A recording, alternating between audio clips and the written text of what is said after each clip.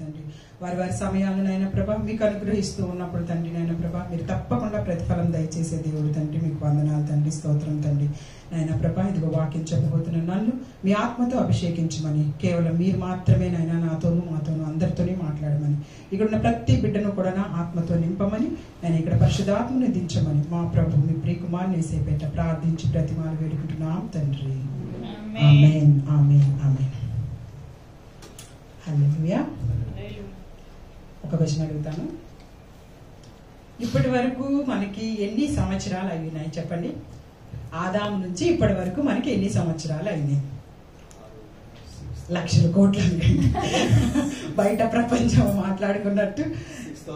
Yes, హల్లెలూయా, correct answer. So 6000 ఇయర్సే మనది. బయట ప్రపంచము శాస్త్రవేత్తలు అన్నట్టుగా ఏదో కొన్ని వేల సంవత్సరాలు ఏదో భూమి పగిలి లేకపోతే ఏవేవో వచ్చి కాదు, కానీ మనకి కరెక్ట్ గా ఆదాము నుంచి అబ్రహాము గారి వరకు 2000 సంవత్సరాలు. గుర్తుపెట్టుకోండి, ఎవరైనా అడిగితే చెప్పండి. క్రైస్తవులైన మనం తెలుసుకోవాల్సినటువంటి విషయాలు. అలాగే అబ్రహాం గారి దగ్గర నుంచి ఎవరి వరకు? యేసుక్రీస్తు ప్రభు వారి వరకు 2000 సంవత్సరాలు. ఇప్పుడు యేసుక్రీస్తు ప్రభు వారి నుంచి పుట్టిన తర్వాత నుంచి మనకి ఎన్ని సంవత్సరాలు? ఇప్పుడు ఇంకొక 2025 సంవత్సరంలోకి వచ్చామన్నమాట. అంటే మొత్తం కలిపి 6000 సంవత్సరాలు. దేవుడు సృష్టిని అంతా సృష్టించింది ఎన్ని రోజుల్లో? 6 రోజుల్లో, 6 days కదా. 6 రోజుల్లో అంతటిని సృష్టించి 7వ రోజు ఆయన విశ్రాంతి తీసుకున్నారు. ఇప్పుడు 6000 సంవత్సరాలు అయినాయి అంటే అర్థం ఏంటి అంటే 6 రోజులు గడిచిపోయాయి. దేవుని దృష్టికి 1000 సంవత్సరాలు ఒక దినము అని పేతురు గారు రాసిన పత్రికలో మనకి స్పష్టంగా రాయబడి ఉంటుంది. చూస్తారా వచనము? మొదటి పేతురు గారు రాసిన పత్రిక 3వ అధ్యాయము. ఎందుకంటే మనము సాక్ష్యాలతో సహా చెప్పగలిగి ఉండాలి ఎవరికైనా కానీ, మన నోటి మాట కాదు. కానీ పేతురు గారు రాసినటువంటి మొదటి పత్రిక 3వ అధ్యాయం తీయండి చక్కగా. 3వ అధ్యాయము, పేతురు గారు రాసిన 2వ పత్రిక 3వ అధ్యాయము 8వ వచనం చదవండి. ప్రియులారా, ఒక సంగతి మర్చిపోకడి, ఏమనగా ప్రభువు దృష్టికి ఒక దినము 1000 సంవత్సరముల వలెను, 1000 సంవత్సరములు ఒక దినము వలె ఉన్నవి. హల్లెలూయా, హల్లెలూయా. కాబట్టి 1000 సంవత్సరాలు అంటే 6 రోజులు గడిచిపోయింది 6000 సంవత్సరాల్లో. ఇప్పుడు 6000 సంవత్సరం గడిచి 7వ రోజు దేవుడు విశ్రాంతి తీసుకుంటూ ఉన్నారనమాట. విశ్రాంతి దినములోనే దేవుడు మన దగ్గరికి రావడానికి ఖచ్చితమైనటువంటి సూచనలు ఉన్నాయి. అలా చూసుకున్న ఒక రకమైనటువంటి లెక్కలో దేవుడు వచ్చేటటువంటి తరుణంలో ఉన్నాము. రెండవది, ఆయన ఎన్నో రోజు లేచారు? 3వ దినం లేచారు. 3వ దినం లేచారు అంటే ఇప్పటికి ఎన్ని సంవత్సరాలు గడిచినట్టు? యేసుక్రీస్తు ప్రభువు నుంచి ఇప్పటికి మన దగ్గరికి 2025 అంటున్నాం కదా. అంటే 2 రోజులు గడిచిపోయాయి. 3వ రోజులో మనము ఎప్పుడైనా సరే ఆయన లేవచ్చు. అలాగే 3వ రోజులో ఎప్పుడైనా మన దగ్గరికి ఆయన రావచ్చు. హల్లెలూయా. అలాగే గంటల లెక్కలో చూసుకున్నా గానీ మనం ఇప్పుడు ఎక్కడున్నాము అంటే 11 గంటల 59 నిమిషాలు గడిచి 59వ నిమిషంలో ఉన్నాం. హల్లెలూయా. 12 అవ్వడానికి 12 గంటలో అయినా ఆయన రావచ్చు. కాబట్టి పెద్ద సమయం లేదు అన్న విషయాన్ని మనం గ్రహించడానికి ఈ విషయాన్ని నేను చెప్తూ ఉన్నాను అనమాట. ప్రభువు రాకడకు పెద్ద సమయం లేని సమయంలో మనం ఉన్నామన్న విషయాన్ని కనుక గ్రహిస్తే మనందరము కూడాను ఆయన కొరకు సిద్ధపాటులో ఆయనందు విశ్వాసంతో మరింత బలంగా ముందుకు వెళ్ళగలుగుతాం. ఈరోజు చదువుకున్న వాక్య భాగంలో నుంచి నేను ఎప్పుడు మనం చదువుకున్న ఒక వాక్య భాగం నుంచి చెప్తాను కనుక చూడండి. అక్కడ సామెతలు 16వ అధ్యాయంలో మనం ఇప్పుడు చదువుకున్నటువంటి చక్కని వాక్య భాగంలో అన్ని వాక్య భాగాలు కూడా దేవుడిచ్చినాయి కనుక అన్ని చక్కగా ఉంటాయి. అయితే ఒక విషయాన్ని మనం కనుక ధ్యానించుకుంటే 16వ వచనం చూడండి. 16వ అధ్యాయం 16వ వచనంలో అప్పరంజిని సంపాదించుకంటే జ్ఞానం సంపాదించుట ఎంతో శ్రేష్టము, వెండిని సంపాదించుట కంటే తెలివిని సంపాదించుట ఎంతో మేలు. అప్పరంజిని సంపాదించాలని ఆశ కదా ఈ లోకంలో అందరికీ. అపరంజి మీన్స్ బంగారం. బంగారం సంపాదించుకుంటాం కంటే నువ్వు దేవుని యొక్క జ్ఞానాన్ని సంపాదించటం అనేది ఎంతో శ్రేష్టం. దేవుని యొక్క జ్ఞానం చాలా గొప్పది. దేవుని యొక్క జ్ఞానం కలిగిన వారు ఎక్కడున్నప్పటికీ కూడా అక్కడ ఒక వచనం చూడండి చక్కగా, ఎంత చక్కగా. ఆ తర్వాత కూడా మనం చూసుకోగలిగితే కొంచెం కిందకి వెళ్ళగలిగితే చూడండి 21వ వచనంలో కూడా జ్ఞాన హృదయుడు వివేకి అనబడును, రుచిగల మాటలు పలుకుట వలన విద్య ఎక్కువగును. హల్లెలూయా హల్లెలూయా. జ్ఞానం కలిగిన వారు దేవుని పట్ల ఆ జ్ఞానాన్ని సంపాదించగలిగితే వారి మాటలు రుచి కలిగినగా ఉంటాయి, ఎదుటి వాళ్ళని ఎప్పుడు కూడాను సంతోషపరిచేవిగానే ఉంటాయి తప్పించి ఇబ్బంది పెట్టేవిగా ఉండవు. కాబట్టి దేవుని యొక్క జ్ఞానము ముందుగా మనం అందరము కూడాను నేర్చుకోవాలని దేవుడు తెలియపరుస్తున్నారు. వెండిని సంపాదించుకుంటాం అంటే తెలివిని సంపాదించుకో. మనమేమో ఈ లోకంలో వెండులు బంగారాలు సంపాదించుకోవడానికి పరిగెడతా ఉంటాం, కానీ దేవుడు తెలియపరుస్తున్న వాక్య భాగం ద్వారా మనము దేవుని వాక్యంలో నిలబడే వారమైతే కనుక మనం నేర్చుకోవాల్సినటువంటి విషయాలు ఇవి. ఈ దినము పుట్టినరోజు సందర్భంగా కొంచెం చిన్న విషయమే చెప్తాను, అసలైనటువంటి పాఠ్య భాగంలోకి నేను మరలా వెళ్తాను. పుట్టినరోజు సందర్భంగా మనందరము మాట్లాడుకోవాలి అంటే మనందరికీ తెలుసు 128వ కీర్తన. ఒకసారి మనందరం తీయగలిగితే చూడండి, 128వ కీర్తన.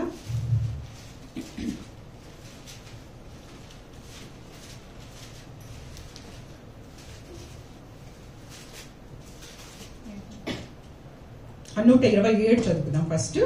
అక్కడ 2-3 వచనాలు చదువుకొని మనం మరలా తిరిగి వచ్చేద్దాం. అనేక సార్లు మనం చదువుకున్నవే, అయితే మరలా మనం అందరం కూడాను చదువుకుందాం. మొదటి వచనం నుంచి చదవండి, అందరూ చదవండి. యెహోవా ఇల్లు కట్టించిన యెడల దాని కట్టువారి ప్రయాసము వ్యర్థమే, యెహోవా పట్టణమును కాపాడని యెడల దాని కావలి కాయవారు మేలుకొనియుట వ్యర్థమే.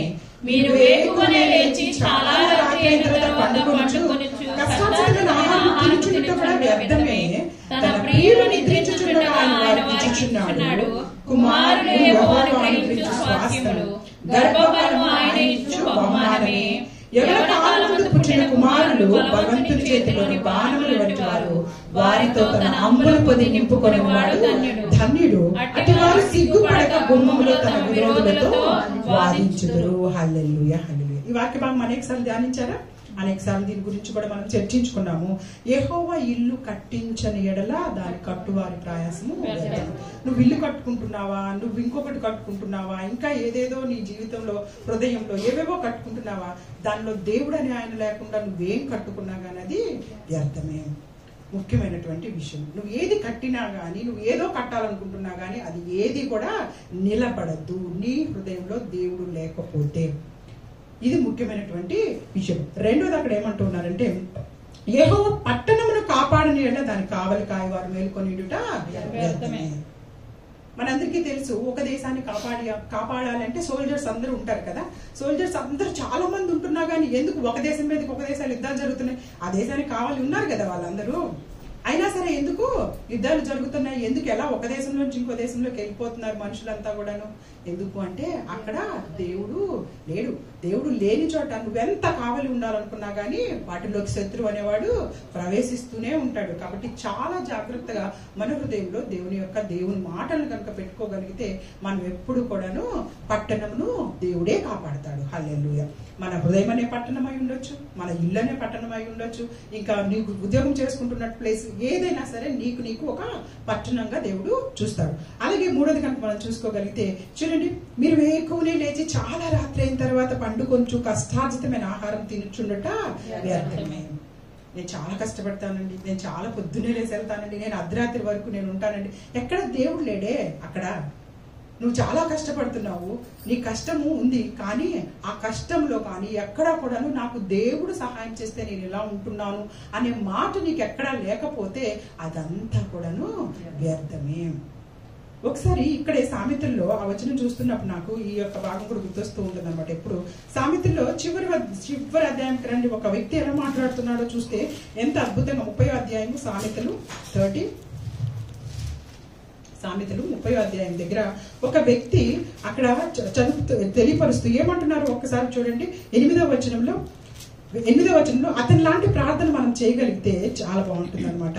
చూడండి 8వ వచనంలో, వ్యర్థమైన వాటిని అబద్ధములను నాకు దూరంగా ఉంచుము, పేదరికమైనను ఐశ్వర్యమైనను నాకు దయచేయకుము, తగినంత ఆహారమే నాకు అనుగ్రహింపుము, ఎక్కువైన ఎడల నేను కడుపు నిండిన వాడై నిన్ను విసర్జించి యెహోవా ఎవడనందునేమో, లేక బేదనై దొంగలిస్తే నా దేవుని నామమును దూషించునేమో.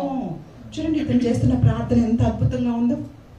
అతను ఎంత చక్కగా ప్రార్థన చేస్తూ ఉన్నాడు అంటే, దేవా నాకు ఎక్కువ ఇవ్వద్దు, అసలు లేకుండా ఇవ్వద్దు, ఎక్కువ ఎక్కువ ఎక్కువ అని అంత ఆశపడాల్సిన పని మనకి లేదు. ఎక్కువైన కొద్ది నేను ఒకవేళ ఏమంటాను, అసలు దేవుడు ఎవరో ఏంటంటే ఇప్పుడు దేవుడితో నాకేంటి పని అంటానేమో. ఒకవేళ భేదవాడిని అయిపోయాననుకో దొంగలించడానికి కూడా సిద్ధపడిపోతానేమో. నాకు ఎక్కువ వద్దు, తక్కువ వద్దు, నా ఆహారము తగినంత ఆహారాన్ని నాకు అనుగ్రహించుము. ఇంత మంచి ప్రార్థన మనం చేయగలిగే వారిలో ఉండాలి. అలాగే ఇప్పుడు తొందరగా మనం 127వ కీర్తనకు వచ్చేస్తే అక్కడ మనం చూస్తే కనుక చూడండి, యెహోవా పట్టణమును కాపాడని యెడల కావలి వారు మేల్కొని ఉంటే వ్యర్థమే, కష్టార్జితం ఆహారం తింటుంటే వ్యర్థమే. ప్రియులు నిద్రించుచుండగా ఆయన వారికి ఇచ్చుచున్నాడు. నిజంగా దేవునికి ప్రియమైన బిడ్డలం అయితే, అంటే దేవుణ్ణి పెట్టుకొని, వీటన్నిటిలో దేవుని పెట్టుకొని ఆయనను ముందిస్తూ ఆయన తెలివిని ఆయన జ్ఞానాన్ని కలిగి ఉంటే నువ్వు నిద్రపోతున్నా వచ్చేస్తాయంట. హల్లెలూయా. నువ్వేం చేయకపోయినా నువ్వు నిద్రపోతున్నా కానీ ఆయన ఇస్తూనే ఉంటాడు. నువ్వు వద్దన్నదా కానీ ఇస్తూనే ఉంటాడంట. హల్లెలూయా. ఎంత అద్భుతమైనటువంటి విషయం చూడండి, ఆయన ప్రియులకు ఇస్తూ ఉన్నాడు. కాబట్టి ఈ దినము ప్రతి విషయంలో కూడా దేవుని పెట్టుకుని ఉన్నావా లేదా అని మనము జ్ఞాపకం ఉంచుకోవాలి. ఆ తర్వాత కుమారులు, నేను చెప్పాను ఇంతకుముందు ఇంగ్లీష్ బైబిల్లో చిల్డ్రన్ అనే రాసి ఉంటుంది. సో తెలుగు ట్రాన్స్లేటర్స్ అట్లా రాశారు, బట్ ఎందుకంటే ఆ ట్రాన్స్లేట్ చేసే టైంలో అలా ఉన్నారనమాట వాళ్ళంతా. సో కుమారులు యెహోవాను గురించి స్వాస్థ్యం అంటున్నారు, కానీ పిల్లలు యాక్చువల్గా అక్కడ రాసుకోవాల్సింది. నా బైబిల్లో నేను ఎప్పుడో చేంజ్ చేసుకున్నాను. సో పిల్లలు యెహోవా అనుగ్రహించు స్వాస్థ్యము. ఎంత అద్భుతమైన విషయాన్ని చూడండి ఇక్కడ దేవుడు తెలియపరుస్తున్నారంటే, యెహోవా అనుగ్రహించు స్వాస్థ్యము. మనందరికీ కూడా కొన్ని స్వాస్థ్యాలు ఉంటాయి. స్వాస్థ్యం అంటే మీకు మీ తల్లిదండ్రుల దగ్గర నుంచి వచ్చేవో, లేకపోతే మీరు సంపాదించే ఓకే మీకు ఇస్తా ఉంటాం కదా. ఆ స్వాస్థ్యం అనేది యెహోవా అనుగ్రహించే స్వాస్థ్యమే పిల్లలు. హల్లెలూయా. మనకి ఇంకా వేరే స్వాస్థ్యాల గురించి పెద్దగా ఆలోచించాల్సిన పని లేదు. ఎంతమంది పిల్లలు లేని వాళ్ళకి ఆ విషయం తెలుస్తుంది కదా. పిల్లలు లేని వాళ్ళు, పిల్లలు పుట్టని వాళ్ళు ఎన్నో సంవత్సరాలు ఎక్కడెక్కడికో వెళ్ళి ఎన్నెన్నో కోట్లు ఖర్చు పెట్టేసేసుకుంటున్నా కానీ పిల్లలు ఇచ్చిన వాళ్ళకి ఆ విలువ తెలియట్లేదు. అది ఎంత గొప్ప స్వాస్థ్యము, దాన్ని ఎంత జాగ్రత్తగా మనం కాపాడుకోవాలి. అది దేవుడిచ్చినటువంటి బహుమానం అని గుర్తుపెట్టుకోవాలి. ఎవరైనా మనకి ఇష్టమైన వాళ్ళకి బహుమానం ఇస్తే దాచిపెట్టుకుంటామా లేదా? ఆ బహుమానం విలువైంది అనుకో, ఇంకా బంగారం అనుకోండి, ఎక్కడంటే అక్కడ పడేస్తామా? ఆ బంగారం అనుకోండి, నార్మల్ది కాకుండా, ఇంకా దాన్ని ఎంత జాగ్రత్తగా పెట్టుకుంటాము. ఎందుకు? మనల్ని ప్రేమించిన వాళ్ళు ఇచ్చారు. రెండోది అది విలువైంది. అది ఇంకా విలువైంది అయితే దాన్ని ఎక్కడంటే అక్కడ మనం చేసుకోము, దాన్ని ఎట్లా అంటే అట్లా వాడుకోము కదా. దేవుడి నుంచి వచ్చిన బహుమానం అంటే మరి ఎలా చూసుకోవాలి?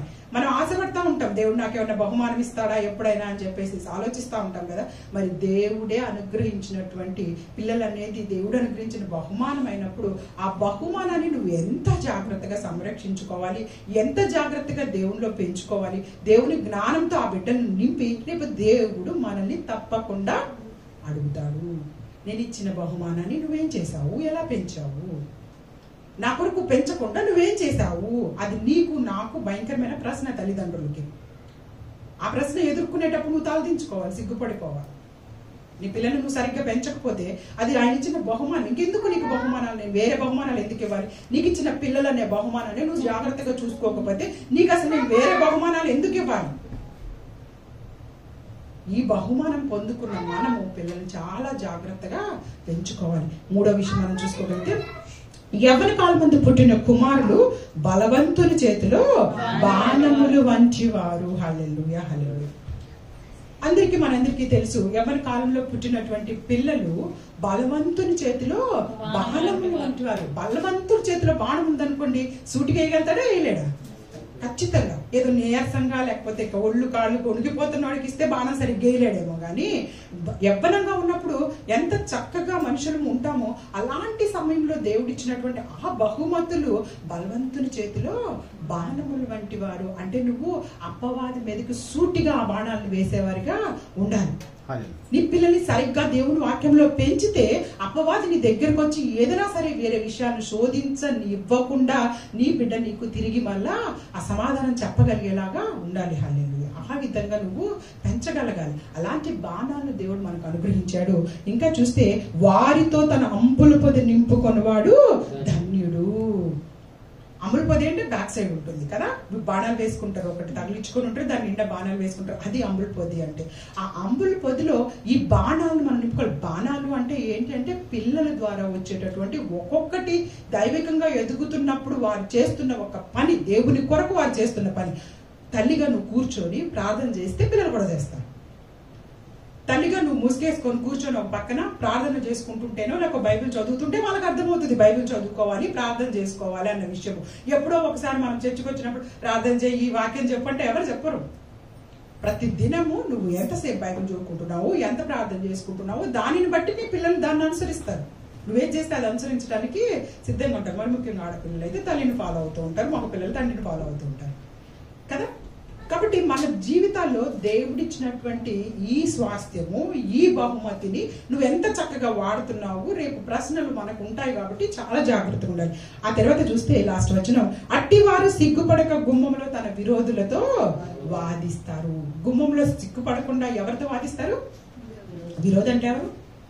పక్కింటోళ్ళు కాదు, మనకి పక్కన వాళ్ళు, ఎదురోళ్ళు, లేకపోతే ఇంకా మన బంధువులు లాక్కున్నాడు, వాళ్ళు లాక్కున్నాడు కాదు. విరోధులు అంటే అపవాది, అందరికీ విరోధి అపవాది.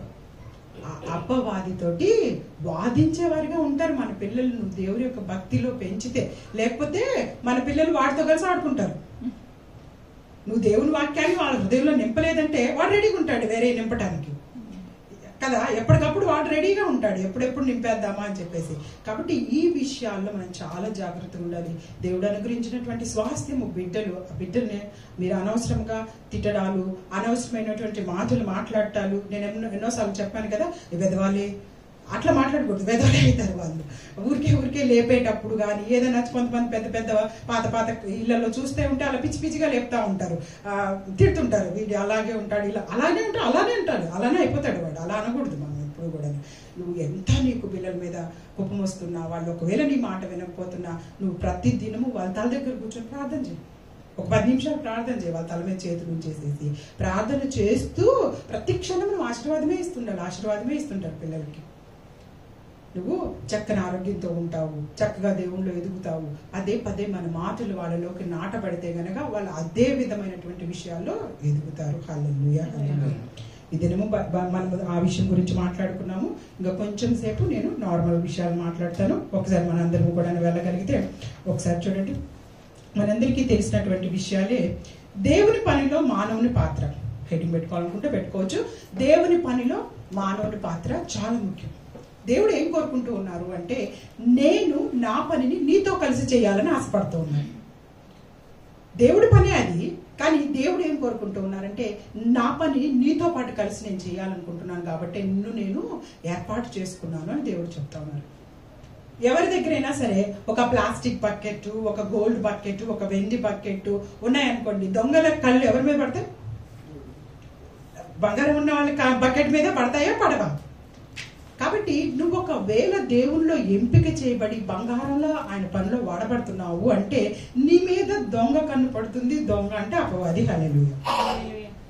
కాబట్టి నువ్వు దేవుని పనిలో ఎక్కువగా ఉండాలనుకున్నప్పుడు ఖచ్చితంగా అపవాది యొక్క బాణము నీ మీదే ఉంటుంది. కాబట్టి ఏదైనా గొప్ప శోధన వచ్చేసినప్పుడు, ఏదైనా కొంచెం పెద్ద విషయాలు వచ్చినప్పుడు, అరే ఏంటి నాకు ఇంతగా నేను దేవుని పని చేస్తుంటే అని భయపడాల్సిన పని లేదు. ఎందుకంటే దొంగ కన్ను నీ మీదే ఉంటుంది. ఎవరి దగ్గర విలువగా ఉంటుందో వాళ్ళ దగ్గరికే రావాలని చూస్తాడు. కాబట్టి దేవుడు మనల్ని హృదయంతో నింపి ఎక్కువగా మనల్ని వాడుకోవాలనుకుంటున్నప్పుడు సాతాను ఇలాంటి ప్రయోగాలు చేస్తూ ఉంటాడు. కాబట్టి దాన్ని మీరు గ్రహించుకొని మనం వెనక్కి అడుగేయకూడదు, కానీ ముందుకే ప్రభు ఎందు విశ్వాసంతో ముందుకు వెళ్ళాలి. హల్లెలూయా. అయితే చూడండి, ఒక్కసారి మనందరము కూడాను దేవుని పనిలో మనం చేయాలనుకున్నప్పుడు, ఇప్పుడు లాజరు గారు చనిపోయింది. ఎంతమంది తెలుసు ఇక్కడ? బైబిల్ గ్రంథంలో విషయమే. లాజరు గారు అంటే రోడ్డు పక్కన ఎవరైనా ఆలోచించకండి. ఓకే, లాజరు గారు చనిపోయారా లేదా? చనిపోయిన వ్యక్తిని ఎవరు లేపారు? యేసయ్య లేపారు కదా. యేసుక్రీస్తు ప్రభువారు అక్కడికి వచ్చి ఏమన్నారు? రాయిని తొలగించండి, తర్వాత నేను పని చేస్తాను. ఓకే, రాయిని ఎవరు తొలగించాలి?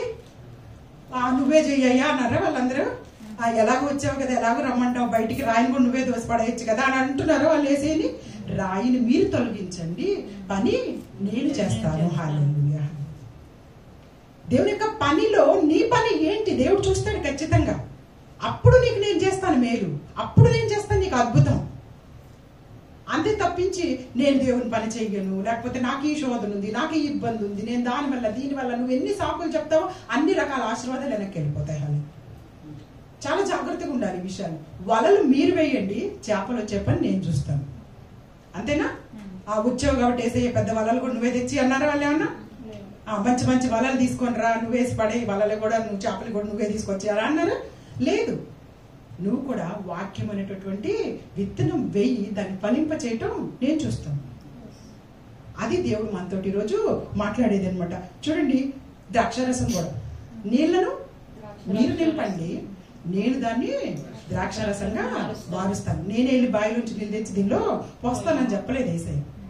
నీళ్ళని మీరు నింపండి, మీ పనికి ముందు వస్తేనే నెక్స్ట్ నీకు వచ్చేటటువంటి అద్భుతమైనటువంటి ఆశీర్వాదం. చనిపోయిన తిరిగి లేవడం అనేది అద్భుతం. చేపలు పట్టడం చేత అయినటువంటి పేతురు గారు రాత్రంతా కష్టపడ్డా ఒక్క చేప పడలేదు. యేసయ్య చెప్పగానే నీ మాట చొప్పున వేస్తాను అనగానే వలలు నిండిపోయి పిగిలిపోయినాయి. అంత ఆశీర్వాదాన్ని వాళ్ళు పొందుకున్నారు.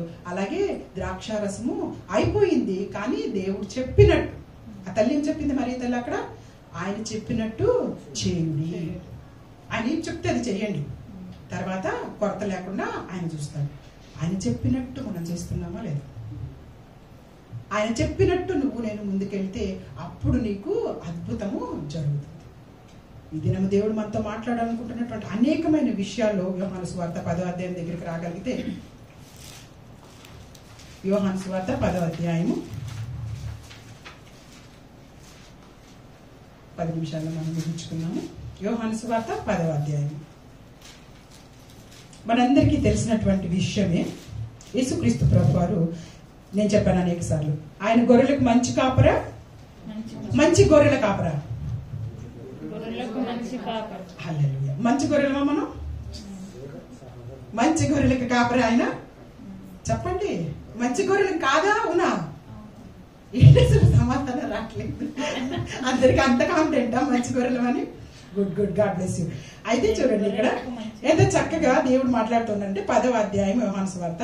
నేను గొర్రెలకు మంచి కాపరిని, చదవండి. మంచి కాపరి గొర్రెల కొరకు తన ప్రాణము పెట్టును. హల్లెలూయా. జీతగాడు గొర్రెల కాపరిగాడు కనుక గొర్రెలు తనవి కావినందున తోడేలు వచ్చుట చూచి గొర్రెలను విడిచిపెట్టి పారిపోవును. హల్లెలూయా. తోడేలు ఆ గొర్రెలను పట్టి చెదరగొట్టెను. జీతగాడే కనుక గొర్రెల గురించి లక్ష్యము చేయక పారిపోను. నేను గొర్రెలకు మంచి కాపరిని. హల్లెలూయా. ఎన్నిసార్లు దేవుడు ఇక్కడ మాట్లాడుతున్నారంటే 10వ అధ్యాయం అంతా మీరు మళ్ళా తర్వాత చదువుకోండి. చాలా చోట్ల ఫస్ట్ నుంచి కూడాను దేవుడు, నేను గొర్రెలకు మంచి కాపరిని, నేను గొర్రెలకు మంచి కాపరిని. గొర్రెలను మన ఊర్లలో చూసారా? ఎవరైనా చూడలేదా? అసలు గొర్రెలు అంటే తెలీదా? గొర్రెలు తెలుసు కదా, మనం ఏమి అంత గోల్డెన్ స్పూన్స్ తో రాలేదు కదా, మన గొర్రెలు తెలుసు, అన్ని తెలుసు కదా. సో గొర్రెలకు మంచి కాపరిని.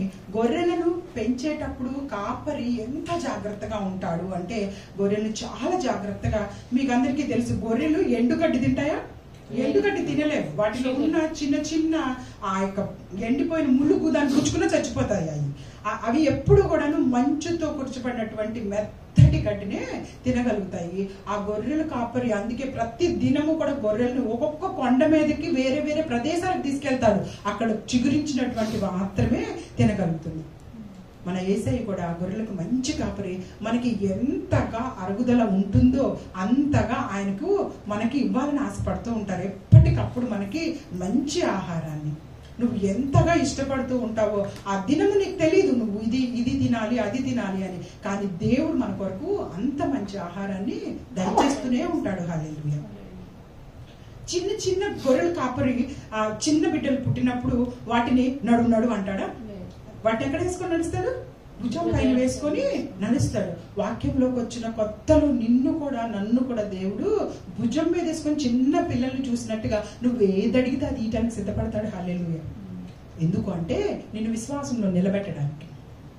ఒకసారి విశ్వాసంలో నిలబడిన తర్వాత టెస్టులు ఉంటాయి, పరీక్షలు ఉంటాయి.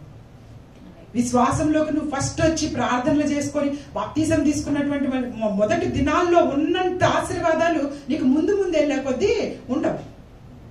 ముందు వెళ్ళే కొద్దీ పరీక్షలే ఉంటాయి. నేను చెప్పాను కదా మొన్న, పరీక్ష ఎందుకు పెడతారని చెప్పాను? నువ్వేంటో లోకానికి తెలియడానికి. దేవుడికి తెలుసు నువ్వేంటో, కానీ నీకు తెలుసు కదా అని చెప్పేసి నాకు తెలుసు కదా ఈ పిల్లోడు ఏంటో లేకపోతే ఈ పిల్ల ఏంటో నాకు తెలుసు కదా అని ఆయన కామ్గా ఉండడు. కానీ ఏదో ఒక పరీక్షను నీ జీవితంలోకి తీసుకొస్తాడు. ఆ పరీక్ష సమయంలో నువ్వు ఆయన కొరకు అడుగేసావా లేదా అనేది నీకు టెస్ట్. సో ప్రతి క్షణము కూడాను దేవుడు మనల్ని పరీక్షించాలనుకుంటూ ఉంటాడు అనమాట. అయితే ఇక్కడ చూడండి, ఈ గొర్రెలను భుజం మీద వేసుకొని నడిపించినట్టు దేవుడు మనల్ని కూడా ఎప్పటికప్పుడు ఏదైనా గాయమైనటువంటి గొర్రెని కూడా అలాగే నడిపించేస్తాడా? గొర్రెల కాపరి నడిపించడు, భుజం మీద వేసుకొని తీసుకెళ్తాడు. మనకు కూడా హృదయానికి గాయమైన లేకపోతే ఇంకెక్కడైనా సరే నీకేమైనా కానీ ఆయన ఆ క్షణంలో నిన్ను ఆయన భుజం మీద మోసుకొని వెళ్ళడానికి ఇష్టపడతాడు. అందుకే ఆయన పదే పదే, ఇదేదో నేను చెప్పిన విషయం కాదు, నేను గొర్రెలకు మంచి కాపరి. 23వ కీర్తన మొదటి వచనం ఏంటి? యెహోవా నా కాపరి, నాకు ఏమీ కలగదు. ఎవరో ఒకరు చదవమంటే తెలుగు బైబిల్లో యెహోవా నా కాపరి నాకేం లేదన్నారు. అది చదవడం రాక యెహోవా నా కాపరి నాకు ఏమి కలగదని చదవమంటే యెహోవా నా కాపరి నాకేమీ లేదని చదువుతున్నాయి. మన జీవితాల్లో అలాగే ఉంటాయి. సరిగ్గా చదువుకోకపోతే బైబిల్ పదే పదే చదవకపోతే సడన్ గా వచ్చి ఇక్కడ చదవమంటే అలాగే టప్టపా తప్పులు ఏదో ఒకటి చదివేస్తాము. అది అవతల ఎప్పుడైనా కొత్త విశ్వాసం వచ్చాడు అనుకో, ఇదేంటి వీళ్ళు బైబిల్ ఇలా రాశారా అని చెప్పి ఆ విశ్వాసం నెక్స్ట్ టైం రాడు. సో అందుకే చాలా జాగ్రత్తగా ఉండాలి మనం అన్ని విషయాల్లో కూడా. యెహోవా నా కాపరి, అక్కడ ఆయన చెప్తూ ఉన్నారు, నేను మీకు కాపరిని అని. యేసుక్రీస్తు ప్రభువారు ఆ కాపరిగా నేను వచ్చి చూపించారు. హల్లెలూయా. లోకానికి ఆయన వచ్చి అన్ని విషయాల్లో కూడా మనకేం చూపించారు? మాదిరి చూపించి వెళ్ళారు. ఇక్కడ ఎంత అద్భుతమైన విషయాన్ని తెలియపరిచారంటే చూడండి, జీతగాడే గనక గొర్రెల గురించి లక్ష్యం చేయక పారిపోవును, నేను గొర్రెలకు మంచి కాపరిని. కొంతమంది కాపర్లు గురించి ఇక్కడ దేవుడు మాట్లాడుతూ ఉన్నారు అనమాట. వాళ్ళు జీతం కోసం పనిచేస్తున్నారు. జీతగాడే కాబట్టి మీకు కష్టం వచ్చినప్పుడు వాళ్ళు మీతో ఉండడు. అలాంటి వాళ్ళు చాలా మంది ఉంటారు, వస్తారు అని యేసుక్రీస్తు ప్రభువారు ఆ దినమే తెలియపరుస్తూ ఉన్నారు. వారు మీకు కష్టం వచ్చినప్పుడు మీ కష్టంలో ఆదుకోవడానికి ముందుకు రారు. సరిగదా, జీతగాడే కాబట్టి కష్టం వచ్చినప్పుడు విడిచిపెట్టి పారిపోతాడు అని. నేనైతే గొర్రెలకు మంచి కాపరిని. ఇంకా ఆ పై వచనాల్లో చదువుకుంటే ఒక్కసారి చూడండి. గొర్రెల దొడ్డిలో ఫస్ట్ వచనం, గొర్రెల దొడ్డిలో ద్వారమున ప్రవేశింపక వేరొక మార్గమున ఎక్కువాడు దొంగయు దోచుకొని వాడై ఉన్నాడు. ద్వారమున ప్రవేశించువాడు గొర్రెల కాపరి, అతనికి ద్వారపాలకుడు తలుపు తీయును, గొర్రెలు అతని స్వరం వినును, అతని తన సొంత గొర్రెలను పేరు పెట్టి పిలిచి వాటిని వెలుపలకు నడిపించును. హల్లెలూయా, హల్లెలూయా. 5వ వచనం చూస్తే, అన్యుల స్వరం అవి ఎరగవు గనక అన్యులు ఎంత మాత్రం వెంబడింపక వాని యొద్ద నుండి పారిపోవునని మీతో నిశ్చయముగా చెప్పుచున్నాను. ఎంత గొప్ప విషయాన్ని దేవుడు తెలియపరుస్తున్నారు తెలుసు. ఇస్రాయేల్ దేశంలో ఎక్కువగా గొర్రెలను కాచుకునే వాళ్ళు ఉండేవాళ్ళంట. పాలస్తీనాలో ఎక్కువగా వాళ్ళు గొర్రెలే వాళ్ళ యొక్క బిజినెస్ అనమాట. అక్కడ ఉన్నటువంటి ఆ గొర్రెలు అంతకు ముందు చాలా మంది మేమే మెస్సయ్యమని వచ్చేసారంట. యేసుక్రీస్తు ప్రభు వారి కంటే ముందు చాలా మంది ఆ దేశంలోకి వచ్చారంట. అయితే వాళ్ళ యొక్క స్వరము అవి ఎరగవు గనక అవి ఎంత మాత్రము వెంబడింపక వారి వద్ద నుండి పారిపోనని మీతో నిశ్చయముగా చెప్పుచున్నాను. ఈ దినాల్లో కూడా మనం జాగ్రత్తగా ఉండాలి. పాత నిబంధనలో కూడా ఒక దగ్గర చెప్తారు చూడండి. యెహోవా తండ్రి యెహెజ్కేలు గ్రంథం దగ్గరికి రాగలిగితే, యెహెజ్కేలు గ్రంథము 34వ అధ్యాయం దగ్గరికి రండి. ఎలాంటి కాపర్లు వస్తారో ముందు కాలంలో తండ్రి అయినటువంటి దేవుడు ఎలాగ చెప్పారో చూడండి. 34వ అధ్యాయం 11వ వచనం. ప్రభు అయిన యెహోవా తీసారా యెహెజ్కేలు గ్రంథం 34:34-11 యెహెజ్కేలు. ఓకే, ప్రభు అయిన యెహోవా సెలవిచ్చినదేమనగా, ఇదిగో నేనే నా గొర్రెలను వెతికి వాటిని కనుగొందును. తమ గొర్రెలు చెదిరిపోయినప్పుడు కాపర్లు వాటిని వెతుకున్నట్టు నేను నా గొర్రెలను వెతికి చీకటి గల మబ్బు దిన మంది ఎక్కడెక్కడ అవి చెదిరిపోయిన అక్కడి నుండి వాటిని నేను తప్పించి ఆయా జనుల్లో నుండి వాటిని తోడుకొని వచ్చి ఆయా దేశాల్లో నుండి వాటిని సమకూర్చి వాటిని స్వదేశంలోనికి తెచ్చి పర్వతముల మీద వాగుల యొద్ద దేశమందును సకలమైన కాపుర స్థలం నందును వాటిని మేపెదను. ఆ పక్కన చూడండి, నేను మంచి మేత గల చోట వాటిని మేపెదను. ఇశ్రాయేలు యొక్క ఉన్నత స్థలముల మీద వాటికి దొడ్డిని ఏర్పడును, అక్కడ అవి మంచి దొడ్డిలో పండుకొను. ఇశ్రాయేలు పర్వతములు బలమైన మేత గల స్థలమందు అవి మేయును. నేనే నా గొర్రెలను మేపి పరుండ పెట్టెదను. హల్లెలూయా, హల్లెలూయా. ఇంకను మీరు తర్వాత చదువుకోగలిగితే అక్కడ కాపర్లుని యెహోవా తండ్రి చాలా కోపడుతూ ఉంటారు. మీకు నేను అప్పచెప్పినటువంటి వారిని మీరు నడిపించటానికి ఎందుకు ఈ విధంగా చేస్తున్నారు? అక్కడ ఒక వచనం చూపిస్తాను చూడండి ఒక్కసారి. 3వ వచనం చూడండి. 3 కంటే 2 చదువుతాను బెటర్. అసలు ఫస్ట్ నుంచి చదివితే బెటర్లే. మరియు యెహోవా వాక్కు నాకు ప్రత్యక్షమై ఇలాగ సెలవిచ్చెను, నరపుత్రుడా, ఇశ్రాయేలీయుల కాపర్ల గురించి ఈ మాట ప్రవచింపుము. పాత నిబంధనలో ఇశ్రాయేల్ అనే చోట ఈనాటి క్రైస్తవులు పెట్టేసుకోండి అక్కడ, ఓకేనా? ఆనాటి ఇశ్రాయేలీలే ఈనాటి క్రైస్తవ జీవితాలు. ఆనాడు ఇశ్రాయేలీని దేవుడు ఏర్పాటు చేసుకున్నాడు, ఇప్పుడు యేసుక్రీస్తు ప్రభు వారు క్రైస్తవులు. కాపరులతో ఇట్లనుము, ప్రభువగు యెహోవా సెలవిచ్చినదేమనగా, తమ కడుపు నింపుకొను ఇశ్రాయేలు కాపర్లకు శ్రమ. కాపర్లు గొర్రెలను మేపవల్ని కదా, మీరు క్రొవ్విన గొర్రెలను వధించి క్రొవ్వును తిని బొచ్చును కప్పుకుందరు గాని గొర్రెలను మేపరు. మీరు వాక్యంతో వాళ్ళని నింపరు. ఎంతసేపటికి మీ కడుపులు నింపుకునే పనిలోనే మీరు ఉన్నారు తప్పించి, అక్కడ స్పష్టంగా దేవుడు ఎక్కువదంటే మాట్లాడిన మాటలే ఇక్కడ యేసుక్రీస్తు ప్రభు వారు స్వయంగా వచ్చి వాటన్నిటిని మరలా వీళ్ళకి జ్ఞాపకం చేసేసి, నేను గొర్రెలకు మంచి కాపరిని అని తెలియపరుస్తున్నాను. అదినం జరుగుతున్న విషయాలు అదే అన్నాడు. కడుపు నింపుకుంటున్న ఇశ్రాయేలు కాపర్లకు శ్రమ. మీరు మేపాలి కదా, కానీ మీరేం చేస్తున్నారు చూడండి 3వ వచనంలో. మీరు క్రొవ్విన గొర్రెలను వధించి క్రొవ్వును తిని బొచ్చును కప్పుకుంటున్నారు కానీ గొర్రెలను మేపట్లేదు. బలహీనమైన వాటిని మీరు బలపరచరు.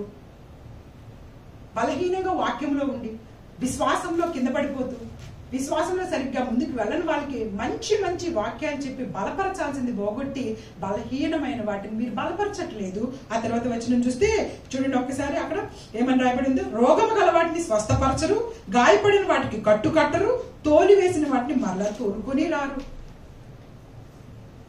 తప్పిపోయిన వాటిని వెతకరు. అది మాత్రమే కాక మీరు కఠిన మనస్కులై బలాత్కారంతో వాటిని ఏలుతున్నారు. కాబట్టి కాపర్లు లేక అవి చెదిరిపోయి సకల అడవి మృగములకు ఆహారం అయిపోతా ఉన్నాయి. బయట లోకంలో ఉన్నదంతా మృగం. నువ్వు సరైనటువంటి కాపరి దగ్గర లేకపోతే బయట తోడేలు లాంటివి ఉన్నాయి మనల్ని మింగివేయటానికి. దేవుని వాక్యాన్ని నువ్వు సరిగ్గా అర్థం చేసుకొని దేవుని యొక్క వాక్యాన్ని కనుక నువ్వు నేర్చుకోకపోతే నిన్ను మింగివేయటానికి బయట తోడేళ్ళు రెడీగా ఉన్నాయి. అందుకే ప్రభువారే చెప్పారు కదా, వాళ్ళ యొక్క శిష్యులను పంపిస్తే ఏం చెప్పారు, మీరు తోడేళ్ళ వంటి మనుషుల మధ్యకు వెళ్తూ ఉన్నారు, మిమ్మల్ని నేను తోడేళ్ళ మధ్యలోకి పంపిస్తూ ఉన్నాను. మీరు గొర్రెలు, మీరు నా గొర్రెలు. గొర్రెలు కూడా మనందరికీ తెలుసు కదా, ఏం చేస్తాయి, అవి కాపర్ని ఫాలో అయిపోతాయి. కాపరి ఎట్టు వెళ్ళిపోతే ముందు అటు వెళ్ళిపోతాయి, అన్ని ఒకటే లైన్ లో వెళ్ళిపోతాయి. పాపం అవి మంటల్లోకి వెళ్ళిపోయినా మంటల్లోకైనా వెళ్ళిపోతాయి, అవి తిరిగి చూసుకోవు. మన దేవుడు అదే కోరుకుంటున్నాడు. ఎందుకు మనల్ని గొర్రెలను పిలుచుకుంటున్నాడు అంటే, ఆయన నా అడుగు జాడల్లో వచ్చేసేయండి అంతే. నేనే ద్వారాన్ని, నేనే మార్గం, నేనే జీవం, నేనే సత్యం. ఆయన మంచి మార్గము, ఆయనే కాపరి. మనకు ఆ కాపరి అడుగులు అనుసరిస్తూ నువ్వు కళ్ళు మూసుకొని వెళ్ళిపోవచ్చు ఆయన మీద విశ్వాసంతో. అంతే తప్పించి ఇంకేదో లోకం వైపు అటు అటు నువ్వేం చూడాల్సిన పని లేదు. కష్టం, నష్టం, బాధ, ఇబ్బంది చాలా చాలా చాలా ఉంటాయి మన జీవితాల్లో. వీటన్నిటిని ఆలోచించకుండా కేవలం ప్రభు మీద విశ్వాసంతో ముందుకెళ్ళాలని దేవుడు ఆ విషయాన్ని గురించి మనతో మాట్లాడుతున్నారు. ఒక వచనమే చూపించేస్తే ముగించేస్తాను. చూడండి అక్కడ 10వ వచనం దగ్గరికి వెళ్ళిపోండి. యోహాను సువార్త 10వ అధ్యాయము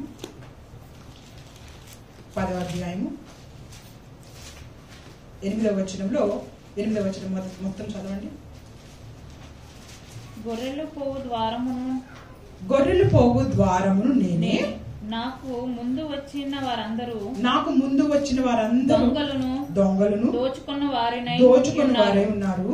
గొర్రెలు వారి స్వరము వినలేదు, నేనే ద్వారము, నా ద్వారా ఎవడైనా లోపల ప్రవేశించిన ఎడల వాడు రక్షింపబడిన వాడై లోపలికి పోవచ్చు, బయటికి వచ్చు మేత మేయుచుండును. ఆయన మాత్రమే మార్గము, ఆయన మాత్రమే ద్వారము పరలోక రాజ్యానికి వెళ్ళటానికి. ఆ మార్గం నుంచి తప్పించి వేరే మార్గం మనకి ఇంకా ఈ లోకంలో లేదు. ఆ మార్గం ద్వారా నువ్వు ప్రవేశిస్తే రక్షింపబడిన వాడివై. హల్లెలూయా, హల్లెలూయా.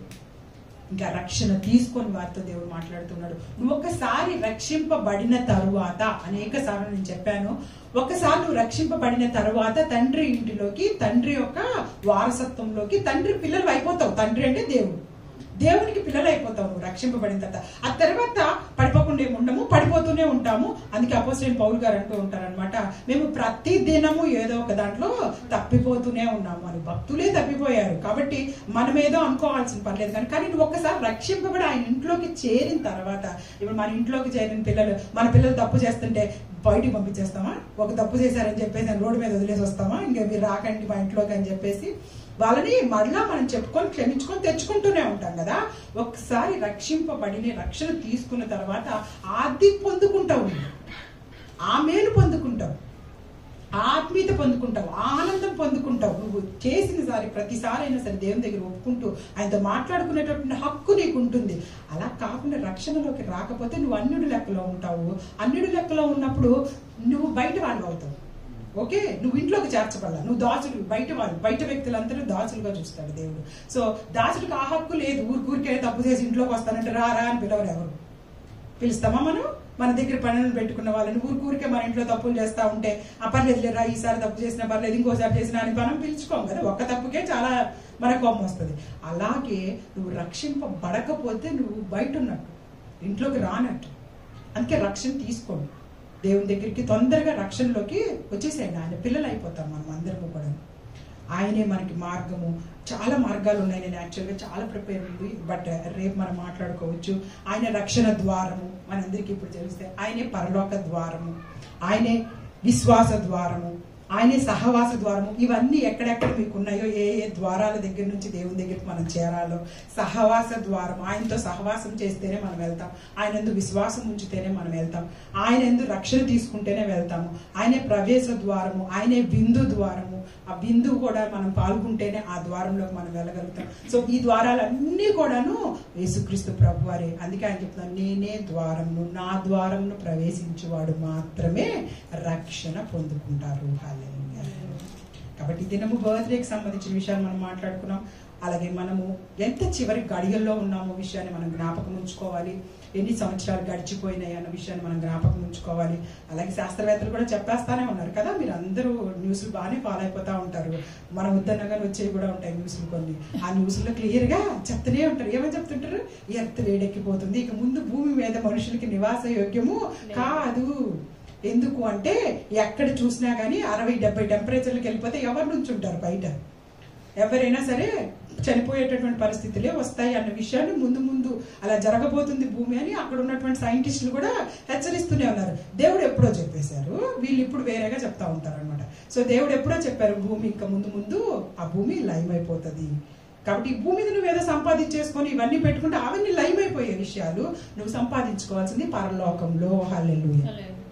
నువ్వేది సంపాదించినా, ఇక్కడ నువ్వు ఏ చిన్న పని చేసినా అక్కడ నీ బ్యాంక్ బ్యాలెన్స్ ఎక్కువైపోతా ఉంటుంది. ఈ లోకంలో బ్యాంక్ బ్యాలెన్స్లు భూమి నయమైపోయినప్పుడు పోతాయి, లేకపోతే ఆ తర్వాత ఎవరో ఒకరు దొంగతనాలు చేసేస్తారు. మనల్ని దోచుకునే వాళ్ళు మనల్ని స్వార్థపరులే ఉంటారు మన చుట్టూ, నువ్వు ఎంత కష్టపడి సంపాదించుకున్నా కానీ ఈ లోకంలో ఆయన కొరకు చేసిన ప్రతి పని, ఆయనందు విశ్వాసంతో మనం చేసే ప్రతి చిన్న పని కూడాను దేవుని దగ్గర పరలోకంలో బ్యాంక్లో చాలా మనకి డిపాజిట్ అవుతుంది అనమాట. రేపు నువ్వు వెళ్ళగానే అందరి ముందు నీకు మెప్పు, మహిమ, ఘనత ఇస్తూ నీ బ్యాంక్ బ్యాలెన్స్ అంతా నీకు చూపిస్తాడు, నువ్వు ఎన్ని మంచి పనులు చేసావు ఆయన కొరకు.